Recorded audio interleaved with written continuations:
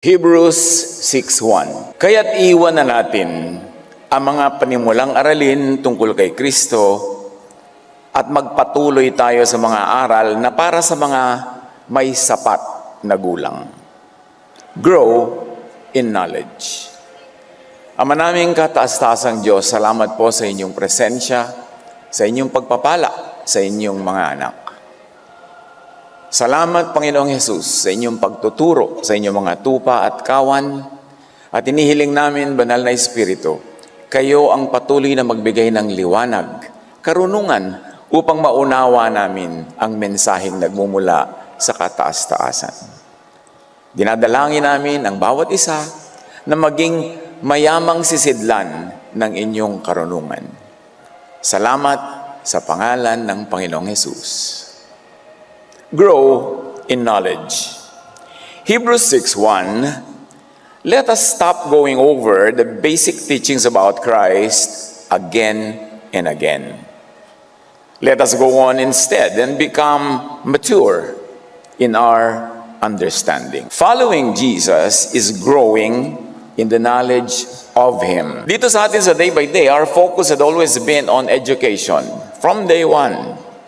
On searching and leaning towards an improving understanding of God, of Jesus, and of the Holy Spirit, of course. We are leaning towards a loving, practical, empowering application of the teachings and practice of Jesus. The teachings and practice of Jesus is supposed to empower, to accept, to love, to dignify, to edify people. Luke 2:52, Jesus grew in wisdom. Patuloy na luwawak ang kanyang kaalaman. Dapat tayo rin. Patuloy na lumawak ang karunungan, lalo na tungkol kay Jesus at sa kanyang teachings. Paul grew and developed in knowledge. 1 Corinthians 13:11, sinasabi ni Pablo, bagamat siya'y kilalang guro, nanguna sa napakaraming dynamic na pagtuturo. Nung ako'y bata pa, ako'y nagsasalita, nag-iisip, at nangangatwirang tulad ng bata. Ngayong ako'y mayroon ng sapat na gulang, iniwan ko na ang mga asal bata. Paul grew up from childish or childlike spiritual thinking, reasoning and speaking, into spiritual maturity. Dapat tayo rin. Hindi tayo dapat ma-stuck sa pagiging childlike or childish in our thinking, in our reasoning, in our theologizing, and in our spreading of the good news of the gospel. 1 Corinthians 13:12, sinabi pa nito ni Pablo, now, we see things imperfectly, like puzzling reflections in a mirror. But then, when the day comes, we will see everything with perfect clarity. At naka-future tense sa kanya yung we will see everything with perfect clarity. But for now, it's like puzzling reflections in a mirror. All that I know now is partial and incomplete. But then, when the day of perfection comes, when the day of the Lord comes, I will know everything completely, just as God knows me completely. Sa kasalukuyan, ang ating nakikita ay tila malabong larawan sa salamin. Bahagya lamang ang nalalaman ko ngayon, sabi ni Pablo. Ngunit darating ang araw na malulubos ang kaalamang ito, tulad ng lubos na pagkakakilala niya sa akin. Now we see spiritual, religious knowledge imperfectly, like puzzling reflections in a mirror. Hindi malinaw. In fact, madalas malabo. Nakalilito madalas. Kaya hindi marapat maging so sure agad, sarado, dogmatic, and self-righteous about our position in theological and religious discourse. Even the Jews thought that they knew their scriptures and God well enough. But Jesus corrected them many times. Kahit nakababad, nakalubog sila at tumagal na henerasyon to henerasyon ang pag-aaral nila ng kanilang mga kasulatan, Akala nila alam na nila lahat, pero itinuwid sila ng Panginoon. John 34, Jesus replied, "It is written in your own scriptures. You have heard that it was said, but I'm telling you." Oo, narinig nyo yan. Oo, napag-aralan nyo yan, namemorya nyo yan. Pero ako, eto ngayon, ang sinasabi ko sa inyo ay ito. At meron siyang mga ginawa na pagtatama, pagtutuwid, mga pag-aayos ng kanilang mga paniniwala. Luke 4:16-29. Ito ang unang public sermon ni Jesus. Very interesting ang kanyang mensahe. Pumasok siya sa sinagoga, binuksan ang mga rolls of scripture, nagbasa, at pagkatapos, eto, nag-comment na siya. "Ngunit sinasabi ko sa inyo mga Israelites, maraming biyuda sa Israel nung panahon ni Elias nang nagkaroon ng taggutom sa buong lupain. Subalit, hindi pinapunta si Elias sa kanino man sa kanila, kundi sa isang biyuda sa Sarepta sa lupain ng Sidon outside Israel." In other words, sa dinami-dami ng biyudang Israelitang nagugutom, hindi sa kanila pinapunta ang propeta para magpala doon, kundi sa isang biyudang ni hindi naman Israelite. Sa dinami-rami ng mga may ketong sa Israel, patuloy ni Jesus, noong panahon ni Eliseo, wala ni isa mang pinagaling at nilinis, maliban kay Naaman na isang taga-Syria. In other words, Jesus was saying, you are not God's favorite as much as you read, believe, and say. Di ba nakakasindak yun, nakakagulat, nakakakalog para sa mga Israelites na paniwala na sila na lang ang bukod tanging kaisa-isang kamahal-mahalan ng Ama sa Langit. Sabi ni Jesus, oh no. Sa tinagal-tagal ng panahon na may taggutom, may mga tagketong, ang mga pinagpala ay hindi galing sa inyo, kundi kabilang sa ibang lahi, kabilang sa ibang bayan. Huwag kayong masyadong ethnocentric. Nagalit ang lahat ng nasa sinagoga nang marinig ito. Nagsitayo sila at itinaboy siyang palabas papunta sa gilid ng bundok na kinatatayuan ng bayan upang ihulog siya sa bangin. Can you imagine people gathering for prayer, for worship, tapos biglang bayolente. At gusto na nila ngayong ihulog sa bangin yung speaker. First public sermon pa lang yan ni Jesus.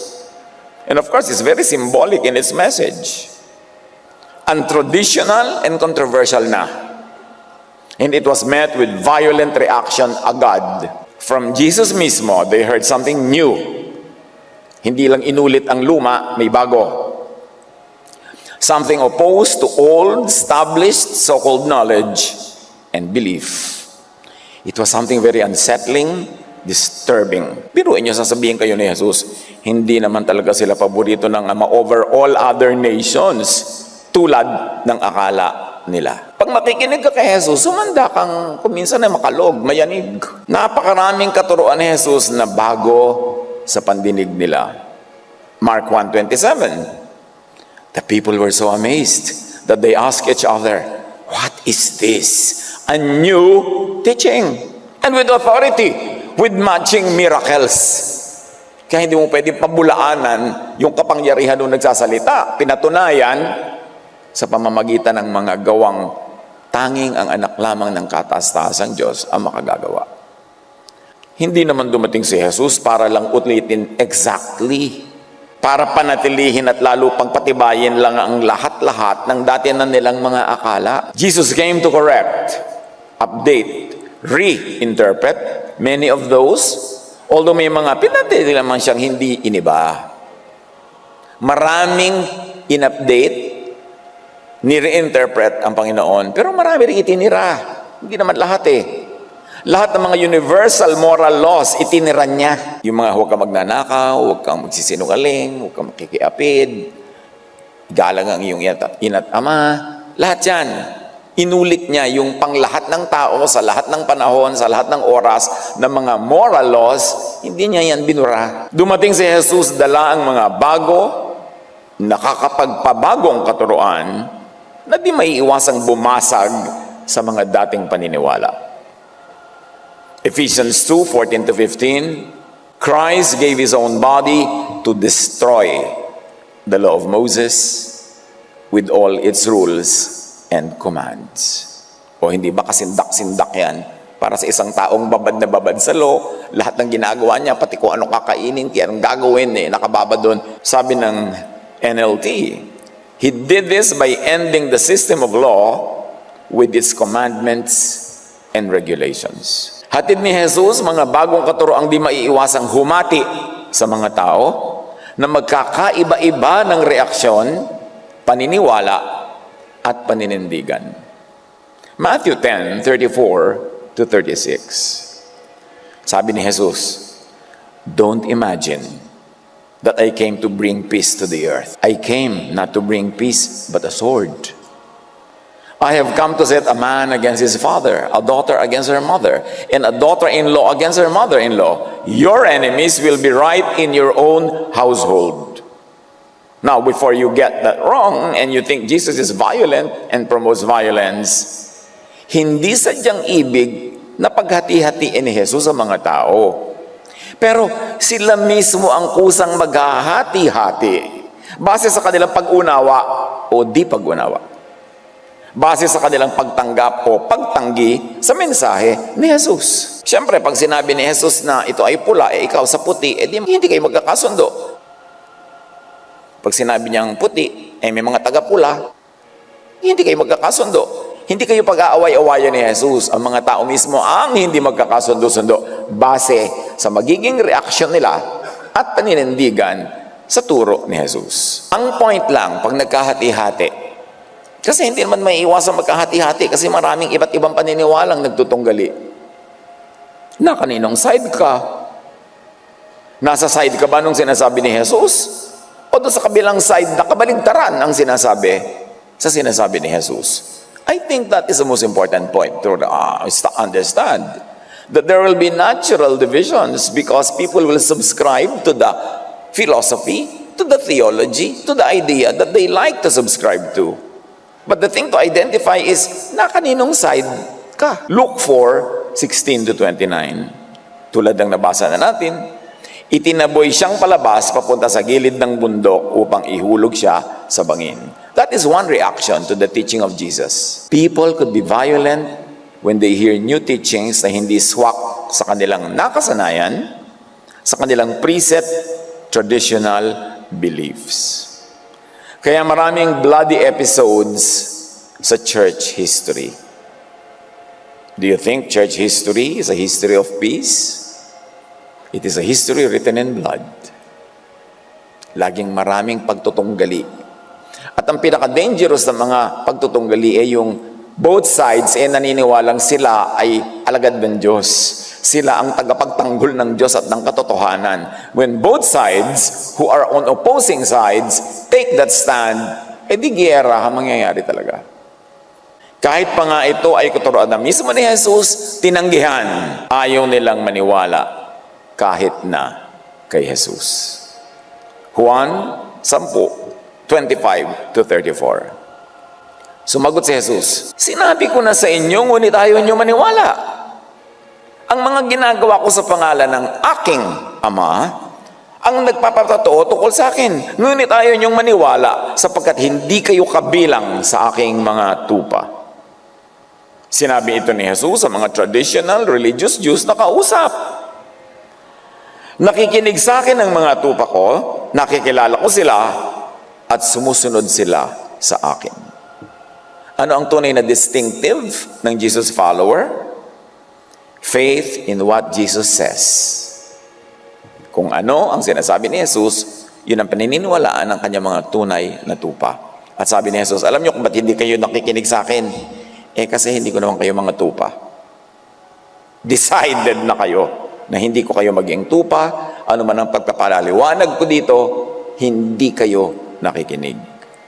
At sabi ni Jesus tungkol sa kanyang mga tupa, binibigyan ko sila ng buhay na walang hanggan, kailan may hindi sila mapapahamak at hindi sila maaagaw sa akin ninuman.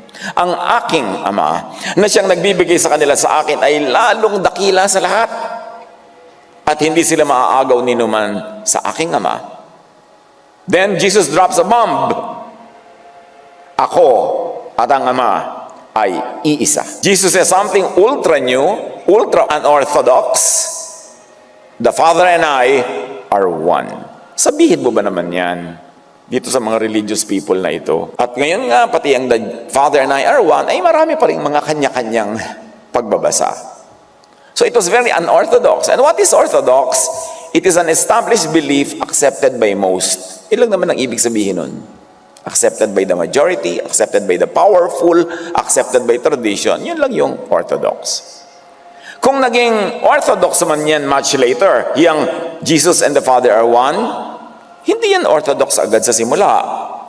Blasphemy yan noon. Yung sinabi na yan ni Jesus, very orthodox now, but unorthodox yan at blasphemy yung muna nung unang sinabi.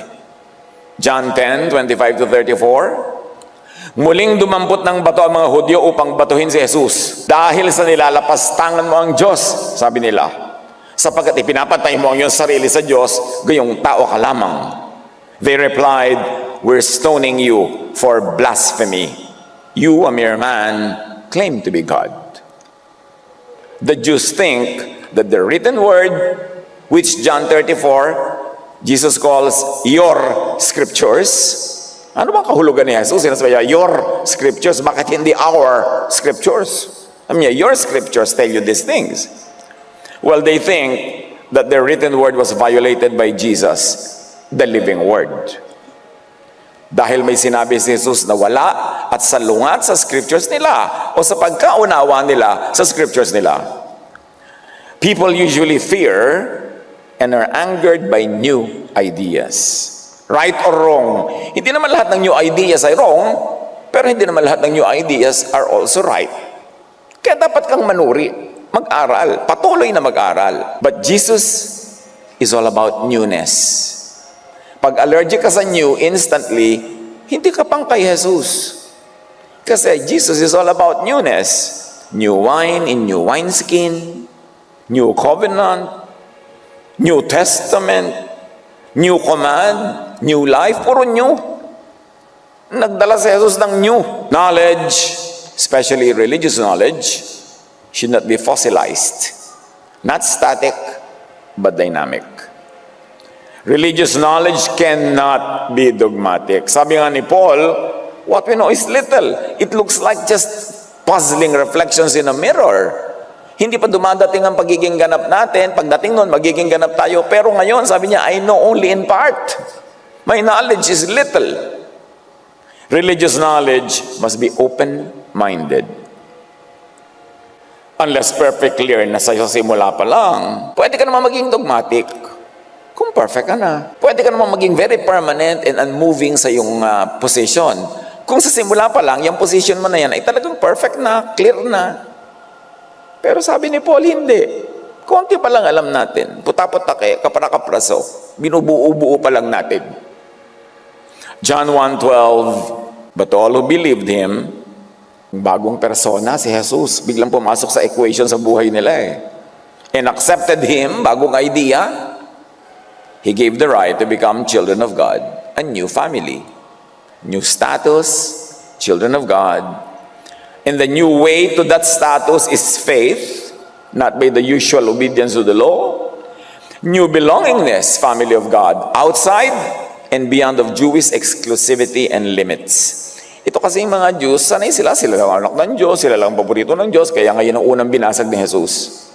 Tapos ngayon, pag naniwala ka kay Jesus na bagong dating lang sa equation, at least as far as their consciousness is concerned, biglang member ka na ng family of God. Not through a Jewish religion, not through an Israelite nationality, not through a Hebrew heritage, but through faith. Di ba sobrang bago yan?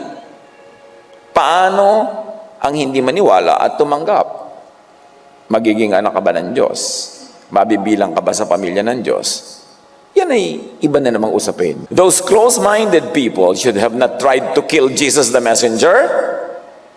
They should have instead listened to and studied the message. When there is a discourse and you want to be shooting, shoot the thought, not the thinker. Merong argumento, i-attack mo yung argumento, hindi yung nag-argue. Hindi yung may na-argue siya, sinasabi niya yung idea, tapos sabi mo, ikaw, pangit. Di ba? Bugi, Hindi siya yung issue. Ang issue yung mga ideas. Dapat nasa level ng ideas ang discussion, hindi nasa personal level. But all that violence comes from thinking that they already knew God perfectly and that they were the sole exclusive custodian of the truth. That they were the protectors of truth. Oras na may relihiyosong taong nag-isip na siya ang protector ng Diyos. Siya ang protector ng only truth at siya lang ang may alam ng truth, that will be a license to be violent, to be unkind, to be dogmatic, and to destroy everyone else na hindi niya kaparehong mag-isip. Kailangan ba ng Diyos ng army para siya i-protect? Ang truth ba ng Diyos ay nangangailangan ng mga defensive and offensive militia para siya ipagtanggol? Si Jesus nga, nung tinanong ni Pilate, "Are you the king of the Jews?" Sabi niya, "No, my kingdom is not of this world." Kung ako, a king of this world, of Israel, di dapat may army na ako na nagpo-protect ngayon? Kahit nga libu-libong anghel, kaya kong tawagin para ko i-protect. Jesus did not ask for that kind of protection. So, why will you presume to be the protector of Jesus, of God, of the Spirit, and of the truth? All that violence comes from thinking that what they did and could not understand could only be wrong or evil and must be destroyed. Si Jesus nga, hindi niya dinestroy yung mga nag-o-oppose sa Kanya. Ikaw naman ngayon na ipinoprotect mo si Jesus, mang-destroy ka talaga ng kapwa. But all that violence comes from thinking that what is unorthodox could only be blasphemous. Yung word na blasphemy, yung word na mga ganyan, pagka ginamit mo na yan in the context of religious discourse, parang may license ka na, no? Na magpako ng mga tao sa krus, na magpahirap, magparusa, maging bayolente. License yan eh. But many great new ideas, even and especially in religion, were called blasphemies at first. Kahit sa siyensya, yung mga unang magagandang breakthrough ideas, dinidemonize agad ng mga traditionally entrenched in the scientific community. Maraming ninais ang Ama na ituro at itama sa Israel, pero hindi nila tinanggap. Patuloy nilang tinanggihan. Hanggang ultimately, ipinadala na nga ang Panginoong Jesus, backed up by miracles and proofs of His divine origin and divine message, tinanggihan pa rin. Pinatay pa nga. Luke 13:34, Jerusalem, Jerusalem, sabi ni Jesus, pinapatay mo ang mga propeta at binabato mo ang mga isinusugo sa iyo. Ilang beses kong sinikap na kupkupin ang iyong mga anak, gaya ng pag-aaruga ng isang inahin sa kanyang mga sisiw. Ngunit ayaw mo. Alam niyo naman mga inahin, they are giving, loving, protective, gentle, and tender. At yan ang karakter ng Ama na ipinapakilala ni Jesus. Ilang ulit, ilang generations of prophets ang ipinapadala sa inyo. Binato nyo lahat. Itinatanghal nyo yung mga pinipili ninyo na mga Diyos-Diyosan sa inyong paligid. Kaya talagang continuous learning, which demands continuous unlearning, is important. Hindi ka pwedeng matuto ng bago kung hindi ka willing bitawan ng luma. Hindi kasya sa loob ng utak ang luma at bago, lalo't kung sila'y nagtutunggali. Kaya napakaganda ng ating term sa Tagalog, paghuhunos dili. Paghuhunos, pagpapalit, like paghuhunos ng balat ng ahas. Dili, thought. Pagpapalit ng isip. I'm sure sa iba pa nating mga languages in the many regions of our country, may equivalent yung paghuhunos dili. Hindi ko lang alam. Pero marami yan. Pagbabagong loob. Importante, baguhin mo yung nasa loob, sa loob ng utak mo. Kasi may bago. Kaya yung English na born again, in one of our workshops sa Philippine Bible Society, where sometimes I'm very eagerly participating sa mga translations, ay merong ideya na yung word sa English na born again ay maganda sa Tagalog, pagbabagong loob. Kasi yun ang kahulugan, yun ang dynamic meaning.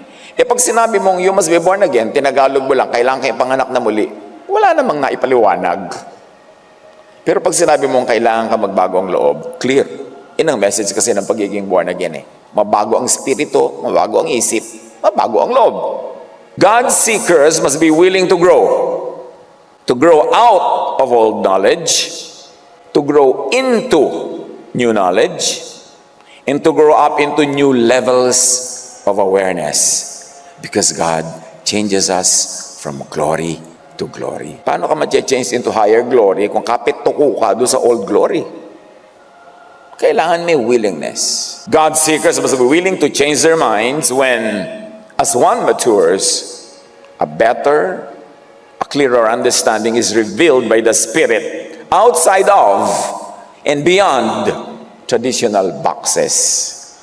Pag mamanatili ka dyan sa maliit na kahon na kinakalagyan mo, hindi ka lalaki.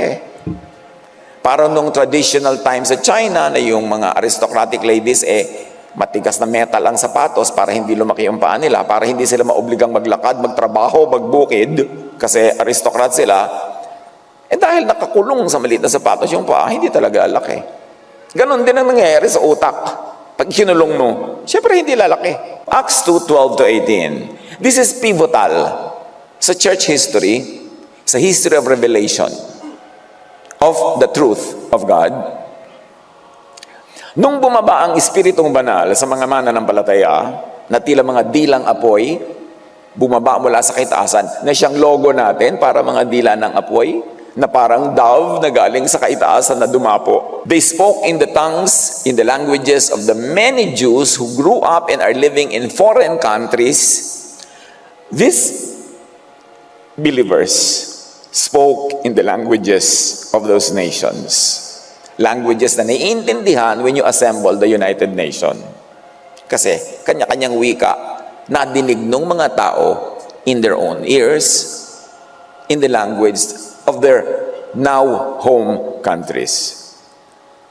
Hindi nila maintindihan ano nangyayari. Mga probinsyano to, mga hindi naman to mga edukado. Bakit sila nagsasalita ng ating mga languages? Hindi nila lubusang maunawaan ang nangyari, kaya't nagtanungan sila. Ano ang kahulugan nito? Ngunit may ilang nagsabi ng pakutya, lasing lang ang mga yan. And this is the default of the narrow-minded, ridicule. Pag hindi mo naintindihan ang nangyayari, libakin mo na lang. Mukha ka pang panalo. Kaya't tumayo si Pedro at nagsalita ng malakas. Pakinggan niyong mabuti ang sasabihin ko. Hindi lasing ang mga taong ito, gaya ng palagay niyo.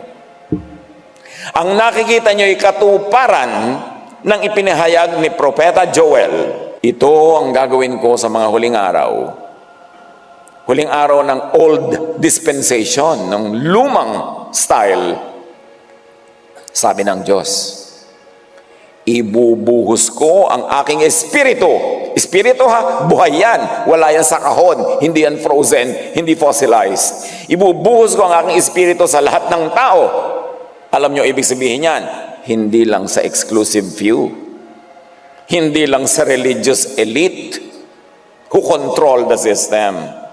Ipapahayag ng inyong mga anak na lalaki at babae, o hindi lang sa lalaki, pati sa babae, ang aking mensahe. Ang inyong mga kabataang lalaki, pati kabataan, hindi lang matatanda, ay makakakita ng mga pangitain. Ano ang pangitain? Outside of what is already written, seen, and known. Kasi bakit naman ibibigay pa sa pangitain kung nakasulat na? Di basahin mo na lang yung nakasulat. In other words, ilalabas ko ang inyong utak, ilalabas ko ang inyong knowledge, ang inyong consciousness sa mga maliliit na kahon na nilakihan nyo. Tatanggalin ko ang mga limits kung sino ang magsasalita ng mga katotohanan mula sa kataas-taasan. Hindi lang matatanda, pati bata. Hindi lang mga lalaki, pati babae. Ibibigay ko sa lahat, mga karaniwang tao, hindi lang sa mga religious elite. Can you imagine what happens when that happens? At sa pagpapatuloy ni Pedro, sa pag-quote kay Joel, at ang inyong matatandang lalaki ay magkakaroon ng mga panaginip. Oh, it's beyond and outside the box. Kasi kung nakasulat na lang yung sasabihin sa'yo, di magbasa ka na lang, ba't ka pabibigyan ng panaginip? Sa panahong yon, ibubuhos ko ang aking espiritu at ipapahayag nila ang aking mensahe.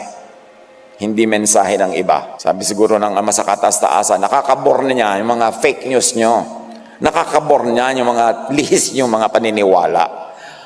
Panahon na para i-declare ko, ilalabas ko sa kahon, ilalabas ko sa exclusive circles, ang mensaheng talagang sa akin nanggaling. Hindi edited, hindi redacted, hindi cut-pasted. Ito ang galing sa aking mensahe. Revelation, especially of new knowledge, is democratized, taken out of exclusive religious circles and sources. At sabi ni Pedro, ang nagaganap na ito ay isang phenomenon para patunayan na totoo nga na naganap na ang sinabi ni Joel.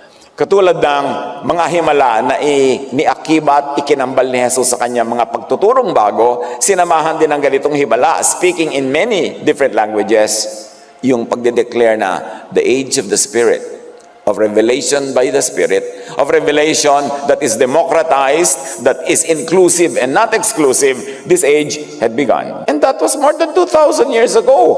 Inimplement ba yan ng Church of Jesus? God seekers must be willing to change their minds when a better understanding is revealed by the Spirit, tulad ng nangyari sa Pentecost, and by Jesus. By rereading, reviewing, re-understanding Jesus. Hebrews 7, the old requirement about the priesthood was set aside. The old requirement was set aside because it was weak and useless. For the law never made anything perfect. Can you imagine hearing that from a traditional background? Sabi niya, yung matandang pamamaraan ay inaisang tabi na dahil mahina at walang silbi. Ang law, sabing ganon, cannot make anything perfect. But now, we have confidence in a better hope through which we draw near to God. Jesus is the better hope. Jesus is the one who guarantees the better covenant with God. Better than iba, better than nauna, this is new, this is better. At dala yan ni Jesus. Kailangan buksan mo ang puso mo para marinig mo yan. Marami, malaki ang iniba ng pagdating ni Jesus. Kasi naman, kung wala naman palang iibahin, bakit pa siya magsasayang ng pagod na dumating? Para lang pala ulitin na parang photocopy ang lahat-lahat.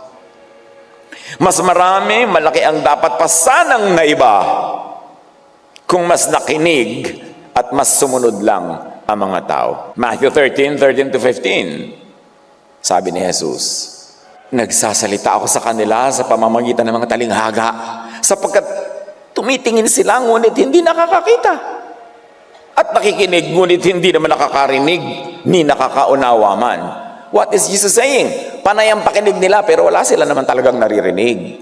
Panay ang tingin, panay ang basa, pero wala naman talagang nakikita. Natutupad nga sa kanila ang propesiya ni Isaias na nagsasabi, makinig man kayo ng makinig, hindi kayo makakaunawa kailanman.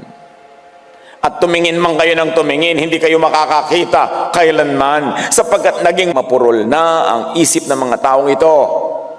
Mahirap makarinig ang kanilang mga tainga at ipinikit nila ang kanilang mga mata. Hindi napapikit, hindi napikit, ipinikit intentionally. Ayaw nilang makakita. Kasi ayaw nila magbago. Ayaw nila magbago ng posisyon. Ayaw nila mayanig, makalog. Duhat man, sumasarap pag kinalog sa asin. Ayaw na nilang tumingin sa ibang pananaw at sa ibang angles para silang walang gagalaw sa Yeyevonel. Sinong umabot sa Yeyevonel? Marami.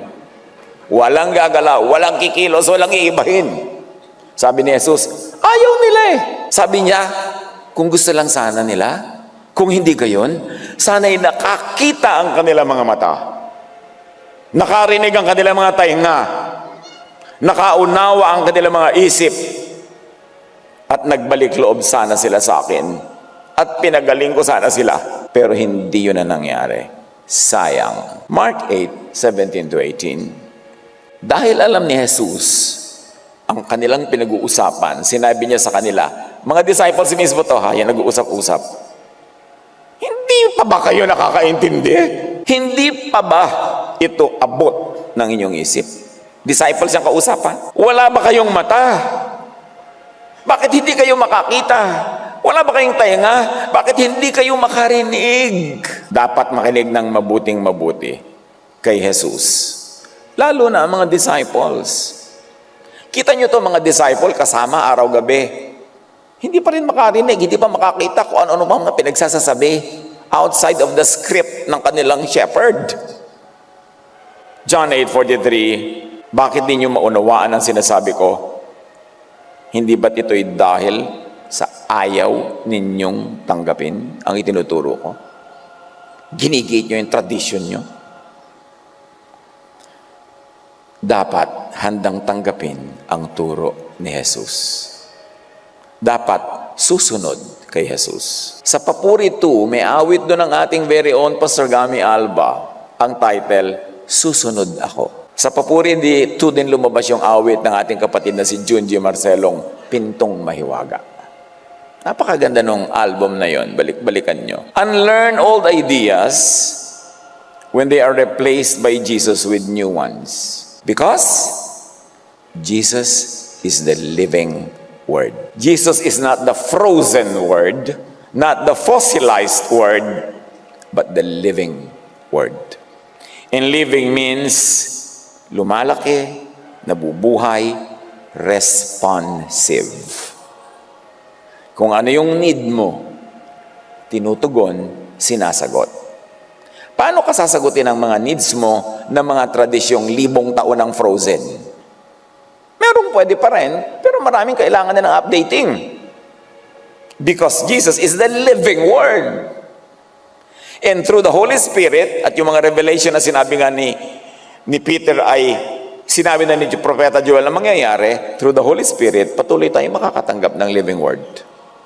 Huwag pakulong sa frozen words. Sa ating learning journey, dito sa atin sa day by day, marami tayong ginawang going out of boxes. Appreciating that all creation and created things belong to the Father, that the earth is the Lord's. We reclaim, we redeemed even our cultural heritage. Na ang mga cultural heritage, indigenous heritage, are usually viewed, judged, and labeled as demonic by other-styled Christianities. Nung minsan nga, nagwo-worship tayo, gumagamit tayo ng mga instrumento. May mga kaibigan ako na galing sa ibang church, na may sarili naman church, linggo, nagdatingan. Sabi ko, napabisita kayo. Nabalitang tumatawag daw kayo ng mga demonyo dito pag nagwo-worship kayo, titingnan namin ko, totoo. Siyempre, hindi siya naniniwala. Pero point is, nung uwian na, maraming gong na hinampas, maraming tambol na tinugtos ko, nakita niyo ba? Hindi na sumagot kasi it's smooth and academic. Ang mga tao kasi pag may bago, demonic agad eh. Tayo, we proceeded to dedicate to Jesus our musical and dance and costume traditions. Imbes costume ng iba, dance ng iba, tugtog ng iba. Bakit? Hindi ba galing sa Diyos ang lahat ng creative things around the world? So, we redeem those traditions and we use them in worship. Effectively going out of the traditional cultural box of church liturgy. We explored and showed that Christian can be Filipino and Filipino can be Christian in the context of our cultural identity. Not surprisingly, some conservative elements in the wider church community, initially viewed with suspicion and even harsh judgment, our dedication to Jesus of our cultural heritage. Dapat organ lang ang tugtog. Yan lang ang sacred music. Hindi po ba sa horror movies organ ang tugtog? Bakit sasabihin mo yan lang ang sacred music?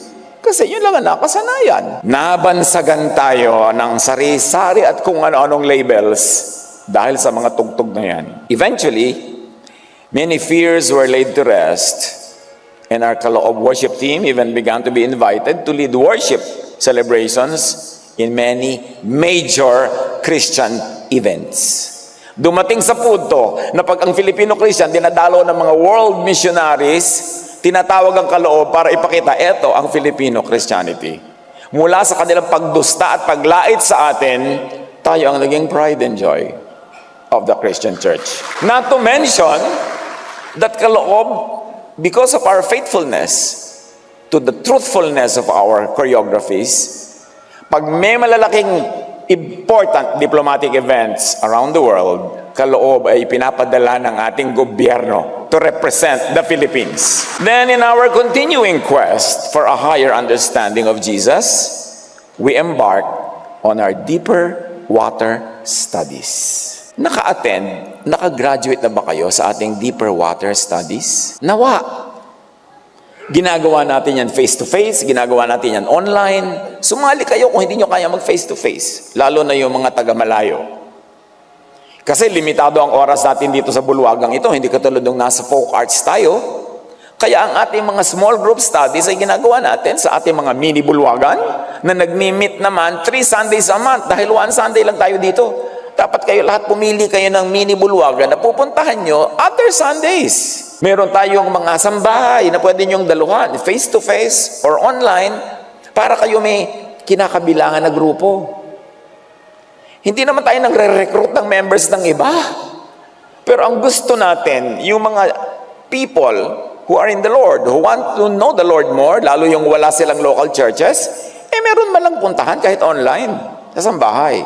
And you know, we think about a Filipina who lives in a remote village in Norway, na wala siyang church na mapuntahan, wala siyang kababayan na makita, sumali sa mga sambahay natin. Kaya natin itinatayo ang mga yan. Hindi tayo para mag-recruit ng mga members ng iba. Lagi natin sasabi, kung member na kayo ng iba, masaya kayo dyan, huwag na kayong gumalaw. Diyan kayo mag-yeye-bonel. Pero yung walang mapuntahan, walang masulingan, we have to offer them something. At yan yun, sambahay. Magsalihan kayo dyan. So, this Deeper Water series, napakahalagang study ito. Mas malalim. Hindi mga tulad ng paulit-ulit lamang na napag-aaralan natin ng paulit-ulit lang taon-taon.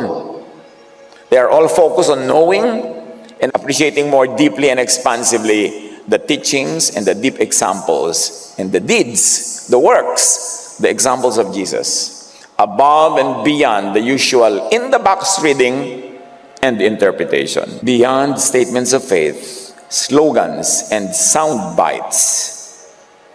We wanted to understand more deeply the meaning of salvation in and through Jesus. Bukang bibig na yan pero naiintindihan ba talaga? We want to understand more deeply the meaning of freedom in Jesus, of rest and peace in Jesus, of eternal life in Jesus. Ano ba yan? Mga gasgas na salita. Pero dapat laging pinag-aaralan para lumalim ang pagkaunawa. We wanted to understand these concepts more deeply. Bakit? Bakit ba nagre-study pa tayo, nagre-review? Kasi on the ground, in real life of many of those who know these doctrines, wala naman talagang makita o maramdamang deep, effective, operating freedom, rest, and peace. Kaya dapat mong reviewin, teka, for all the teachings about love, about rest, about peace, bakit hindi tayo restful? Ba't hindi tayo peaceful? Bakit hindi tayo loving?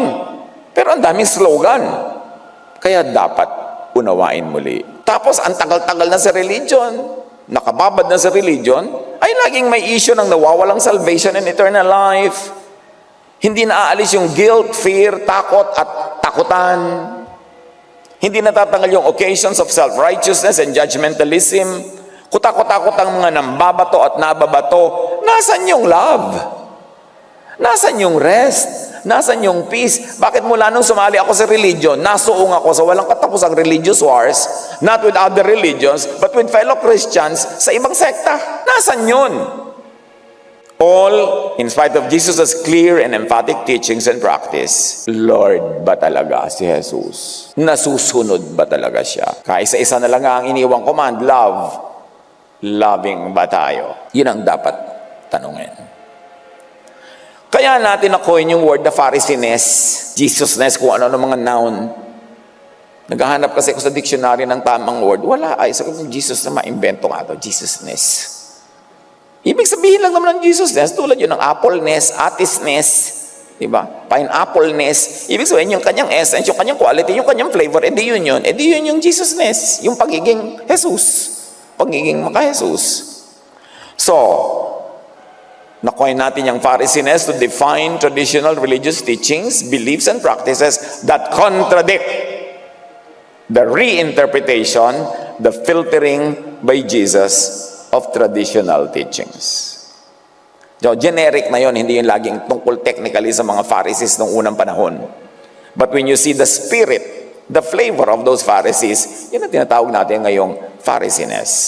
It is not confined anymore to the technical meaning of Pharisee. Ephesians 2, 14 to 15, Christ gave His own body to destroy the law of Moses with all its rules and commands.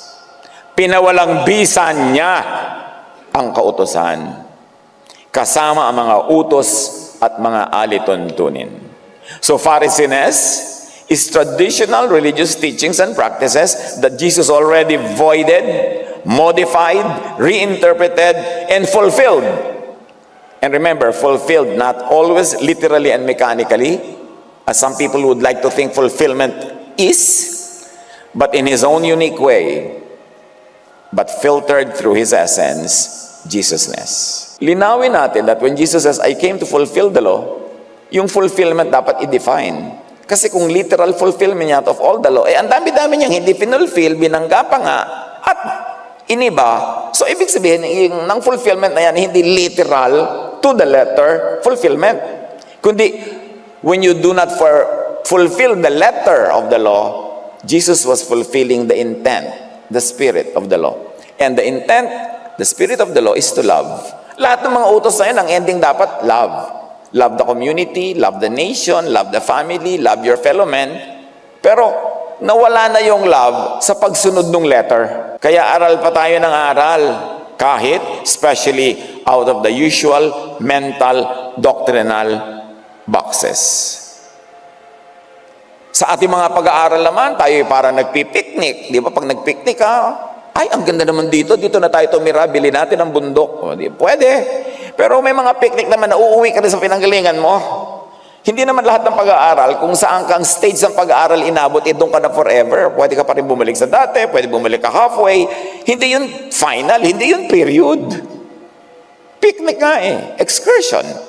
And it's good to do mental excursions to get out of your usual mental box. At kung gusto mo bumalik, edi bumalik ka. Pero pag may nakita kang ibang mas magandang position of the thought, edi doon ka. Importante yung ganung attitude. To be tentative. Bakit naman tayo lumalabas pa sa box? Kasi nga, staying inside those boxes for the longest time seems to not have given people significant freedom, rest and peace, spirit and essence of love and grace. Sa dami ng pagtagal do sa boxes, parang kulang pa rin yung significant Jesus-like attitude na dapat ay ma-develop. When the ending does not work, you must change the details of the equation. Sa kabila ng lahat ng karelihiyosohan, buhay na buhay ang Pharisees. Even, and especially, among those who profess to know Jesus. Yung mahal ko si Jesus, pinagtatanggal ko si Jesus, kaya babakbaking kita, gigibain kita, wawasakin kita, kasi love ko si Jesus. Ganun. Kaya pinipigaan natin ang scriptures to get the real, deeper essence of Jesus. At tayo naman ay laging in consultation with scholars and experts. All in aid of this great quest to make a truly loving church, where Jesus' command to love is understood, obeyed, and taught. Mga kapatid, yan lang naman ang pinagsisikapan natin. Makarating tayo sa punto na makabuo tayo ng isang tunay na kapatirang maka-Jesus, kung saan ang Panginoon talaga ay si Jesus, at ang nag-ahari ay ang kanyang teaching, love, na ang bunga ay ang kanyang gustong bunga, rest and peace. And so far, our studies, done through asking questions and seeking answers, had opened doors to review old, established views, which can lead seekers to new vantage points, or, if the journey leads, to go full circle and return to where they began. Isang stage ng pag-aaral, hindi permanent, because we change from glory to glory.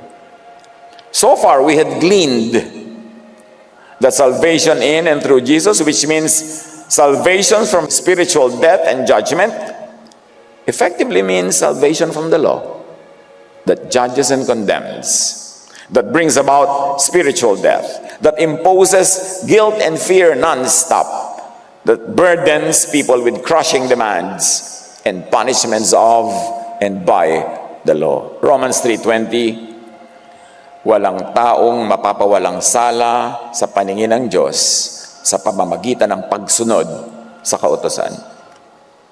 Romans 4:15, the law brings wrath, and where there is no law, there is no transgression. Ngunit kung walang kautusan, wala ring paglabag. That's why Jesus came to destroy the law, na puro paglabag ang nagiging bunga, wala namang nakakalusot, lahat nagigilty. How can you be saved from judgment if the law will not be destroyed or changed or modified or reinterpreted?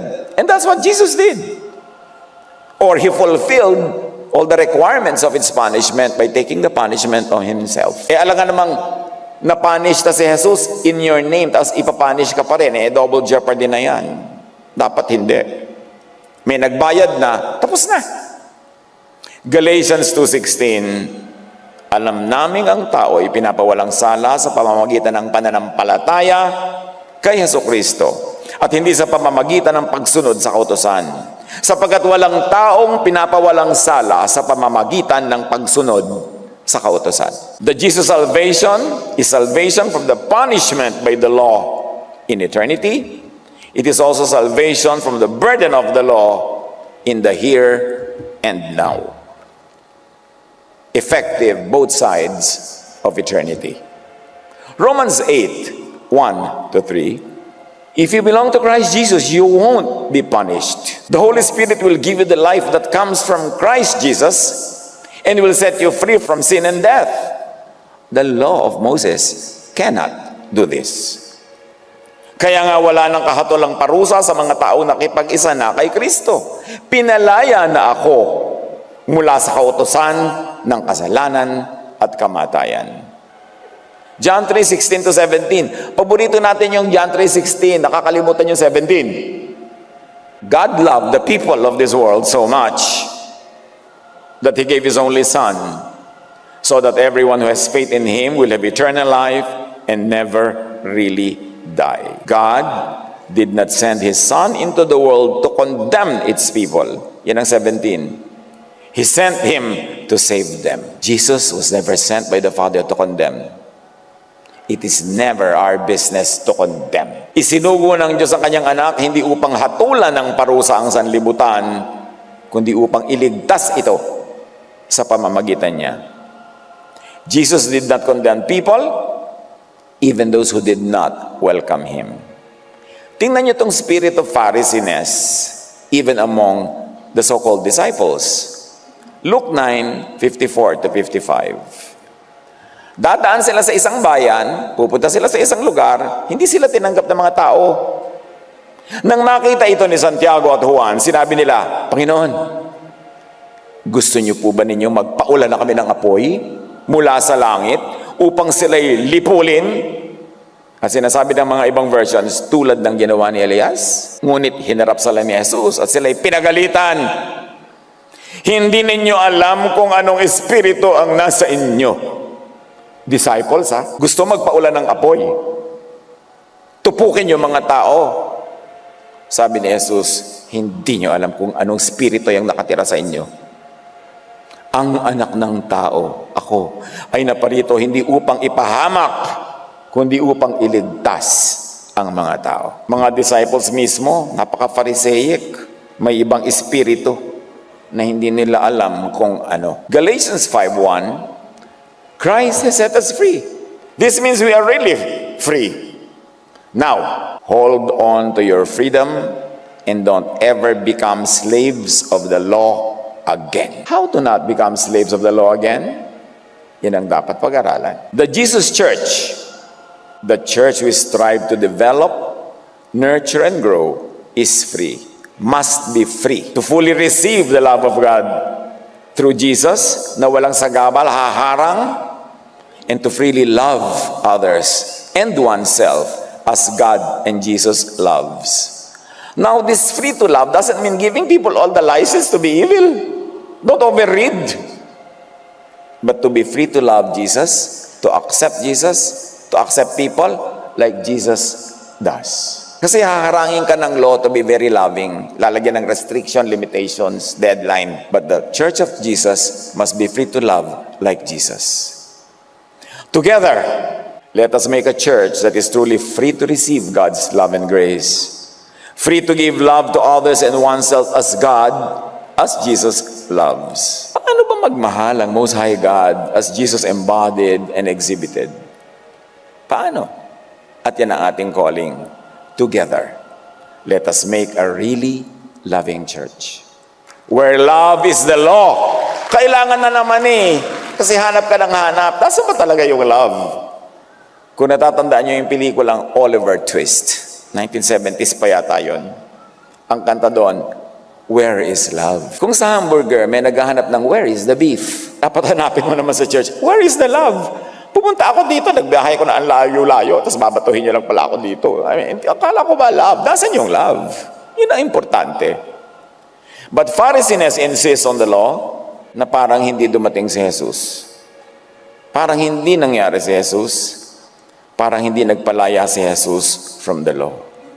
Together, let us make a Jesus church where love is the law. Mga kapatid, pumikit kayo sandali. Pikit, imagine a loving church. Imagine. O, dilat na. Yung darating ka, hindi ka kailangan magmaskara, hindi ka kailangan magpanggap, hindi ka kailangan magbadal-banalan. Dahil baka sipain ka pagka hindi ka banal. Yung makakapagtapat ka talaga na mga iniisip mo, mga problema mo na hindi ka husgahan, nagmamahalan kayo, hindi naman kayo magtotolerate na ng mga kabalbalan. Of course not.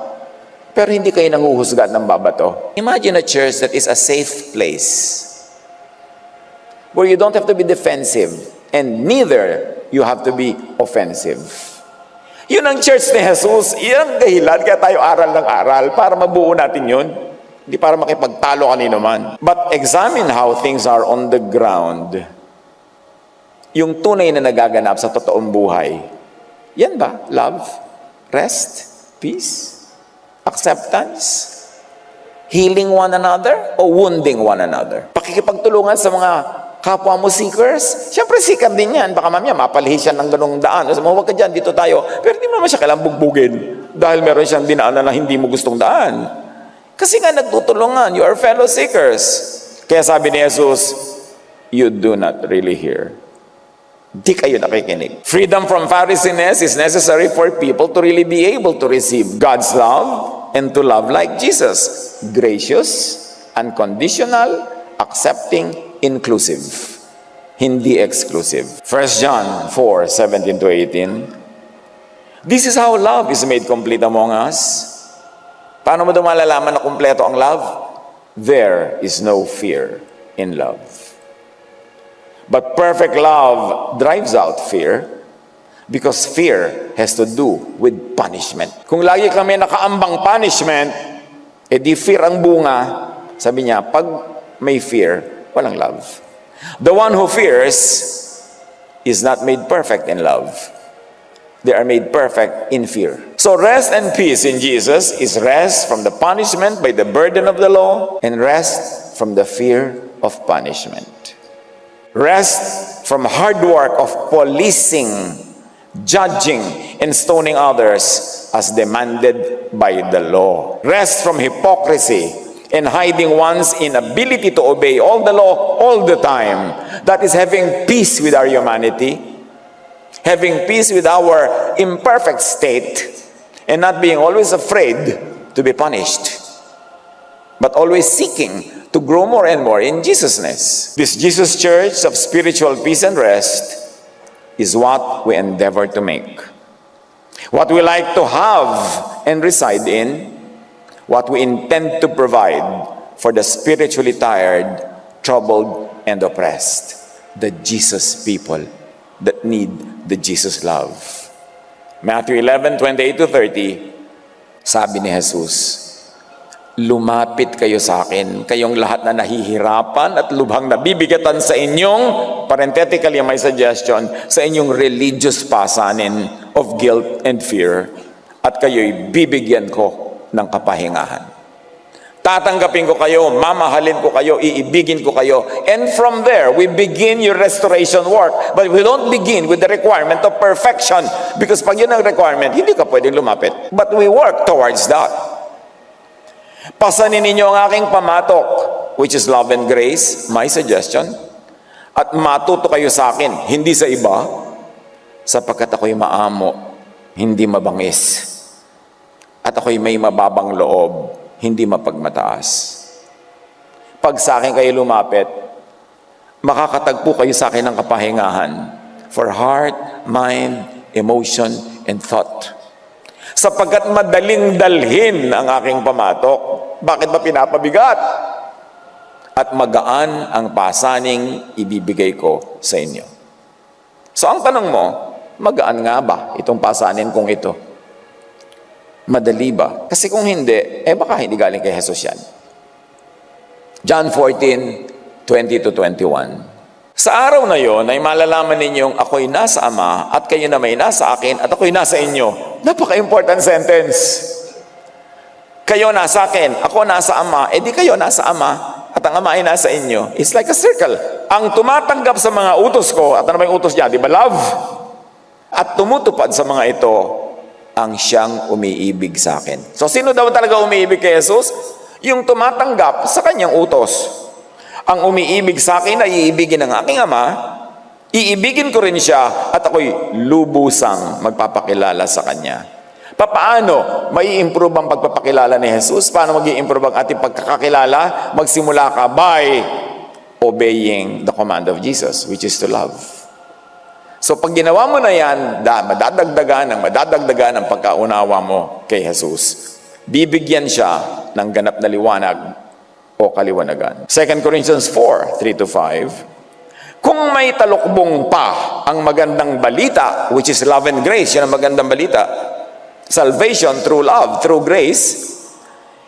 Kung may talukbong pa ang magandang balitang ipinapahayag namin, ito'y may talukbong lamang sa mga napapahamak. Hindi sila sumasampalataya sapagkat ang kanilang isip ay binulag ng Diyos ng kasamaan sa daigdig na ito upang hindi nila makita ang liwanag ng magandang balita tungkol sa kaluwalhatian ni Kristo na siyang larawan ng Diyos. Si Kristo ang larawan ng Diyos. Ang turo ni Jesus ang siyang mensahe ng Diyos. They don't understand this message about the glory of Christ, who is the exact likeness of God. How to know and see God? Invisible. No, look at Jesus na naging visible dahil siya ay exact likeness of God. Kung gusto mong makilala ang Ama, di kilalanin mo si Jesus kasi siya at ang Ama ay isa. 2 Corinthians 3:15-17. Yet even today, when they read Moses' writings, their hearts are covered with that veil, and they do not understand. But whenever someone turns to the Lord, the veil is taken away. For the Lord is the Spirit, and wherever the Spirit of the Lord is, there is, church, freedom. The visible proof of the presence of the invisible Spirit is freedom among God's people. Distinctive of the Spirit-ruled church, freedom. Doon mo malalaman na ang Espiritu ang naghahari. Hindi license, ha? Hindi abuse. Hindi pagwawala, pagkakalat. No. Freedom to love Jesus, to love others, and to be loved by God. Hanggang ngayon, may talukbong pa ang kanilang isip tuwing binabasa nila ang mga aklat ni Moises. Ngunit kapag lumapit ang tao sa Panginoon, sa kanyang teaching ng love, ng grace, naaalis ang talukbong. Nakakakita, nakakarinig, nagkakaroon ng kaliwanagan. Ang Panginoong binabanggit dito ay ang Espiritu. At kung nasaan ang Espiritu ng Panginoon ay mayroong church, kalayaan. Hindi gapos, hindi kulong, hindi sakal. Salvation from the law also means salvation from the burden of the law in day-to-day life. John 10:10, sabi ni Jesus, I have come that they may have life and have it to the full. Full life. Ano ba ibig sabihin ng full life? We are body, spirit.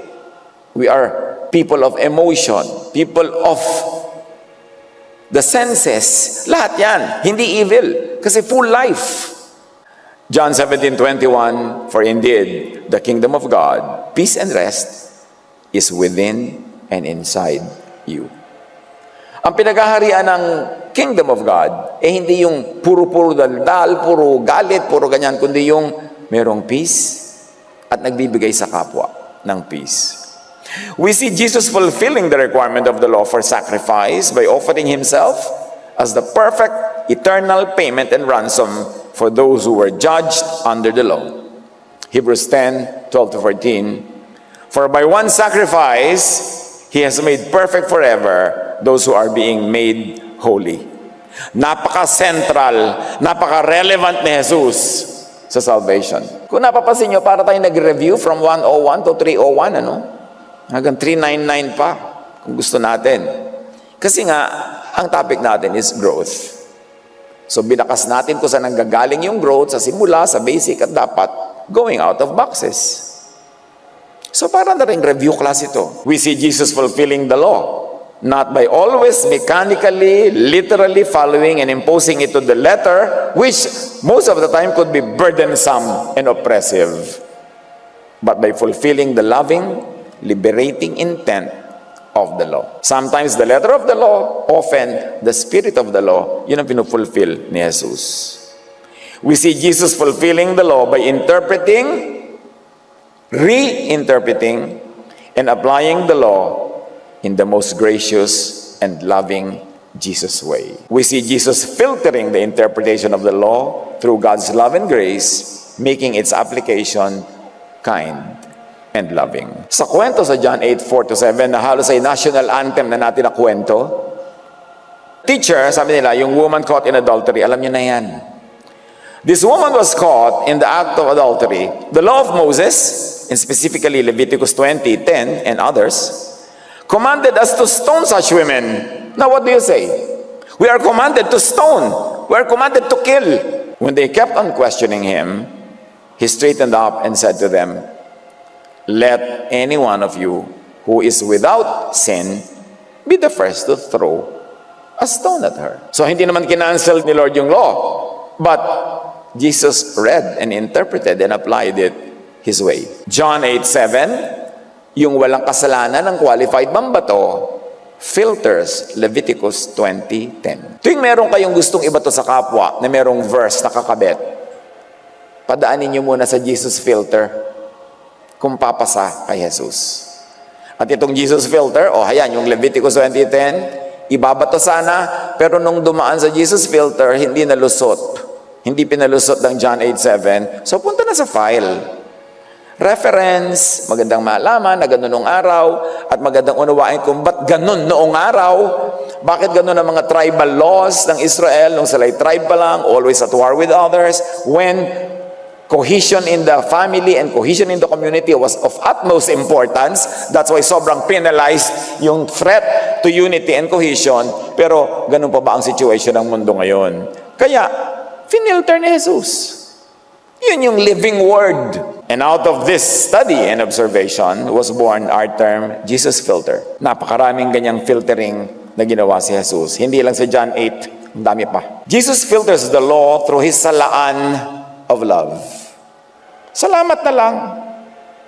Lalong-lalo kung ikaw yung babatuhin. Batong tuwa ka na lang. Buti lang with Jesus filter.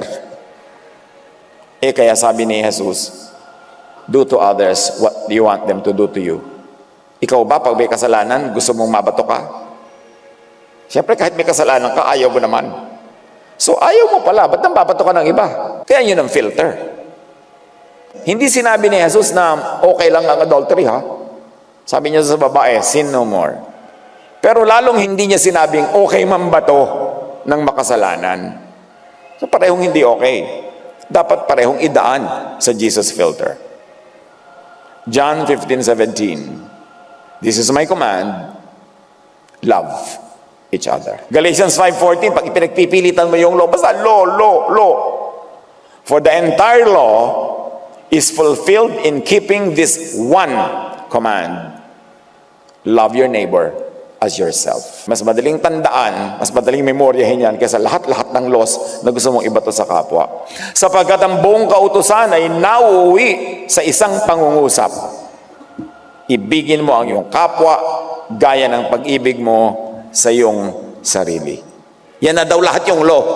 So lahat ng law na gusto nyo ibato sa kapwa, padaanin nyo sa law ng love. Kung hindi papasa, huwag kang mambato kasi hindi ka qualified. Kasi hindi ka perfect. Luke 6:31, gawin ninyo sa inyong kapwa ang nais ninyong gawin nila sa inyo. So this is the golden law, the Jesus law. Jesus filters all the law through love. Yung law na loving ang interpretation and application, ang lalampas, pasado, tuloy. Yung hindi loving, unkind, cruel ang interpretation and application, hindi nalalampas sa filter. Huwag mo na ipagpilitan. Romans 6:14, you are not under the law, but under grace. Salamat na lang. Hindi ba kayo nagpapasalamat that we are under grace? Palakpak naman sa Panginoon, ha? Salamat, we are under grace. Salamat. Kasi kung hindi, walang papasa. Mapapagod tayo dahil binabato tayo at mapapagod tayo kababato ng kapwa. Grace is the Jesus filter. Making the Jesus Church a safe, a restful, and a peaceful place is what we want. The church we want. As Jesus revolutionized and reshaped with love and grace the religious landscape, we easily observe and identify his most vicious opponents. Nung binabago ng Panginoon ang klima ng relihiyon, nung binabago niya ang kalakaran, napakadaling makita kung sino ang lumaban sa kanya. The custodians, interpreters, implementers, the police, and the executioners of the law. The teachers of the law, the Pharisees, the priests, the religious establishment. Kasi the law empowered them. Imagine, ikaw ang custodian ng law, ikaw ang interpreter ng law, ikaw ang police at ikaw ang judge. Edi ang powerful mo. Luke 6:5, then Jesus said to them, the Son of Man is Lord of the Sabbath. And it's a very important teaching among the Jews. And up to now, among the true Jews, importante pa yan and must be respected kung Jew ka. Matthew 12:9-14, sabi ni Jesus, OA naman ang interpretation niya sa Sabat. Hindi ka na pwedeng gumawa ng mabuti, kahit mabuti, dahil Sabat. Sabi niya, it is lawful, hindi bawal, tulad ng sinasabi ng inyong mga leaders, to do good on the Sabbath. But the Pharisees went out and plotted how they might kill Jesus. Imagine, papatayin mo si Jesus kasi sabi niya, it is lawful, it is good to do good on the Sabbath. Their teachings, deeds, and methods that needlessly burdened people, that Jesus opposed and invalidated, that is what we generically call now Pharisees. Matthew 23:4, nagpapataw sila ng mabibigat na pasanin sa mga tao. Matthew 23:13, woe to you, sabi ni Jesus, teachers of the law and Pharisees, you hypocrites! You shut the door of the kingdom of heaven, of peace, love, and rest in people's faces. You yourselves do not enter, nor will you let those enter who are trying to. Sabi niya, pinagsasarahan nyo ng pinto ng kalangitan, which is pinto to peace and to rest and to love ang mga tao. Palibasa, hindi kayo pumapasok. Ayaw nyo rin magpapasok. Imposibleng maghari ang love, peace, and rest in the climate of Pharisees. Kaya nga nagdudugo ng mga tenga ng marami sa inyo, kauuli ko, Pharisees, Jesusness. Kasi yun talaga ang issue. Imposibleng malasap ang kingdom of God within us kung nakatira ang Pharisees sa puso at isip. Matthew 23:1-13, hinahadlangan ninyo ang mga tao upang hindi sila makapasok sa kaharian ng langit, to enter rest and peace. Hindi na nga kayo pumapasok, hinahadlangan pa ninyo ang mga nais pumasok. We clearly see Jesus at work over Pharisees. Malinaw naman yung tunggali Malinaw naman yung dividing line. We take note that the major difference between Jesusness and Pharisees root in the basic, fundamental differences in teachings, personality, attitudes, methods, and religious outlook of Jesus and that of the religious leaders who opposed Him. Doon nag-uugat ang lahat ng ngegera na yan. Magkaiba ang character, personality, attitude, methods, outlook ni Jesus at ng kanyang mga kalaban. Jesus came to incarnate, reveal, personify, represent, and make known His God and Father, the Most High. Mark 5:7, kahit ang mga evil spirit, kilala si Jesus at ang kanyang Ama. With a shriek, He screamed, "Why are you interfering with me, Jesus, Son of the Most High God?" Colossians 1:15, the Son is the image of the invisible God. Si Kristo ang larawan ng Diyos na di nakikita. What is the picture of God? Di yung picture ni Jesus. Yung picture, yung kanyang pagkatao, yung kanyang karakter, yung kanyang mga teaching.